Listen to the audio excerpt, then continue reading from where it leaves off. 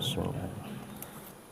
Assalamualaikum warahmatullahi wabarakatuh.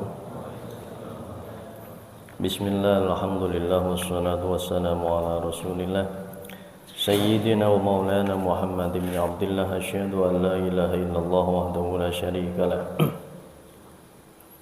wa asyhadu anna Muhammadan abduhu wa rasuluh. Allahumma salli ala Sayyidina Muhammad wa ala ali Sayyidina Muhammad. Subhanaka la ilma lana illa ma 'allamtana innaka antal alimul hakim. Ma'asyiral muslimin rahimakumullah.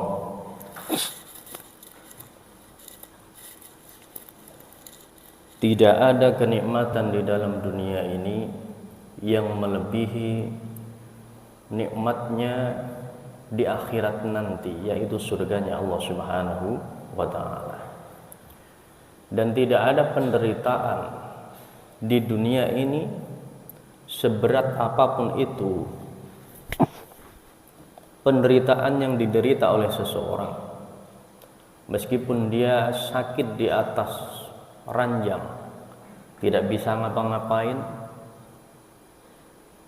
makan disuapin puluhan tahun lamanya, atau dia seumur hidup di situ menanggung kesengsaraan hidup, beban hidup yang begitu berat. Semua itu tidak akan pernah bisa melebihi penderitaan di akhirat, yaitu nerakanya Allah Subhanahu wa ta'ala. Maka senantiasalah kita berdoa agar kita diselamatkan dari siksaan nerakanya Allah Subhanahu wa ta'ala. Kenikmatan, puncak kenikmatan di akhirat nanti, di surganya Allah Subhanahu wa ta'ala, adalah di saat kita berjumpa langsung dengan Allah Subhanahu wa ta'ala.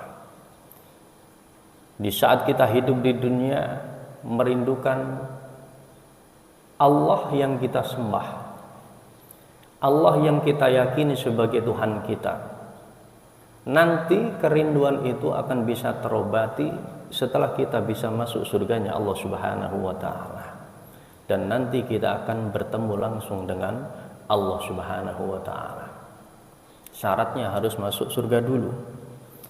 Dalam satu riwayat hadis dikatakan, hadis yang diriwayatkan oleh Imam Tirmidzi dan Abu Dawud, dari sahabat Ibnu Abbas, al-jannatu mushtaqatun ila arba'ati nafar, bahwasanya surga itu rindu terhadap 4 golongan. Bukan kita saja yang merindukan surga, akan tetapi surga itu rindu terhadap 4 golongan. Yang pertama, talil Quran, orang yang senantiasa membaca Al-Quran, orang-orang yang di situ benar-benar meluangkan waktunya untuk Al-Quran, bukan membaca Al-Quran di saat waktu luang, beda. Tapi orang yang benar-benar meluangkan waktunya untuk istiqomah membaca Al-Quran. Kalau seseorang itu membaca Al-Quran di waktu luang saja, ini bisa jadi 1 bulan sekali, sepekan sekali. Beda dengan orang yang setiap harinya benar-benar meluangkan waktu untuk Al-Quran, sebagaimana para salaf kita, ulama-ulama salaf kita. Mereka setiap harinya berinteraksi dengan Al-Quran. Imam Syafi'i setiap harinya dengan Al-Quran.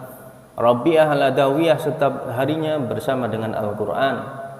Dikatakan bahwasanya Rabi'ah al-Adawiyah sepanjang hidupnya menghatamkan Al-Quran 7.000 kali hatam.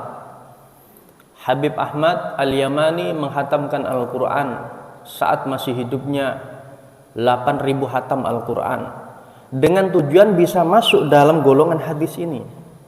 Orang-orang yang benar-benar dirindukan oleh surga, talil Quran. Ma'asyiral muslimin rahimakumullah. Mereka beruntung, orang yang dirindukan surga, seperti halnya kita sedang dirindukan oleh orang. Kita dirindukan oleh orang tua kita dirindukan oleh saudara kita dirindukan oleh kawan-kawan kita. Berarti di dalam hati mereka kita punya posisi. Begitu juga orang-orang yang dirindukan Al-Quran, orang-orang yang dirindukan surga, maka orang tersebut punya posisi kedudukan di dalam surga. Pertama adalah talil Quran, orang yang senantiasa istiqomah membaca Al-Quran, mengajarkan Al-Quran, menghafal Al-Quran, setiap harinya selalu berinteraksi dengan Al-Quran, meluangkan waktu di tengah-tengah kesibukannya untuk Al-Quran. Yang kedua, wahafidil lisan, orang yang di situ bisa menjaga lisannya. Dari anggota tubuh yang kita punya, dari mata, telinga, kaki, tangan, yang paling sulit untuk dijaga kata para alim ulama adalah lisan, mulut kita. Lisan itu bagaikan binatang harimau yang buas. Barang siapa yang tidak bisa menjaga lisannya, maka dia akan celaka oleh lisannya sendiri.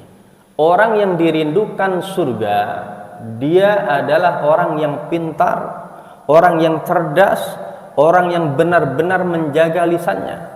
Dia tidak akan pernah berbicara kecuali hal-hal yang di situ bermanfaat. Tidak akan berbicara sebelum dia pikirkan dulu. Tidak akan menulis sebelum dia pikirkan dulu. Tidak akan mengetik sebelum dia pertimbangkan dulu. Tidak akan mengetik sesuatu yang tidak bermanfaat. Itu adalah orang yang hafidhul lisan, orang yang dirindukan surga.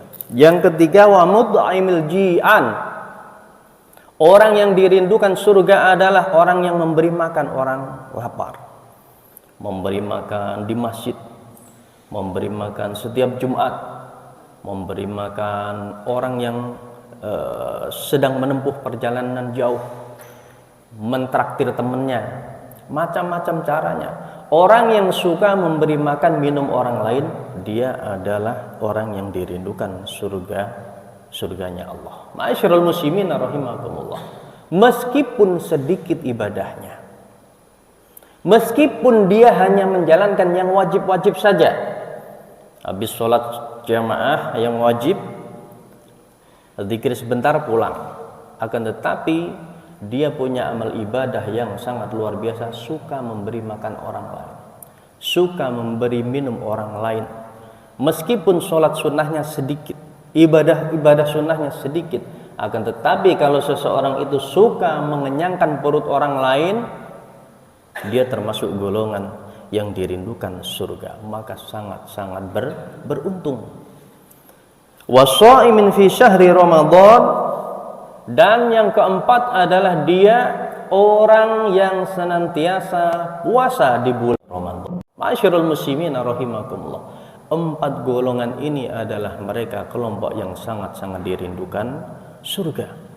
Semoga kita semuanya tanpa terkecuali masuk dalam salah satu golongan tersebut. Kalau tidak ahli membaca Al-Quran, ahli memberi makan orang lain. Kalau tidak ahli memberi makan orang lain, ahli menjaga lisan. Kalau tidak ahli menjaga lisan, ahli beribadah, puasa di bulan suci Ramadan. Puasa yang benar-benar puasa, bukan hanya sekedar lapar saja. Ma'asyiral muslimin rahimakumullah. Jangan sampai 4 hal ini terlewatkan dari kita. Orang yang sangat beruntung adalah dia yang surga merindukannya. Dan sebaliknya, orang yang paling celaka, orang yang paling rugi adalah dia yang apabila surga tidak berkenan dimasuki orang tersebut. Na'udzubillah summa na'udzubillah. Semoga Allah golongkan kita semua termasuk golongan orang-orang yang dirindukan surga. Amin ya rabbal alamin. Walafu minkum. Wassalamualaikum warahmatullahi wabarakatuh.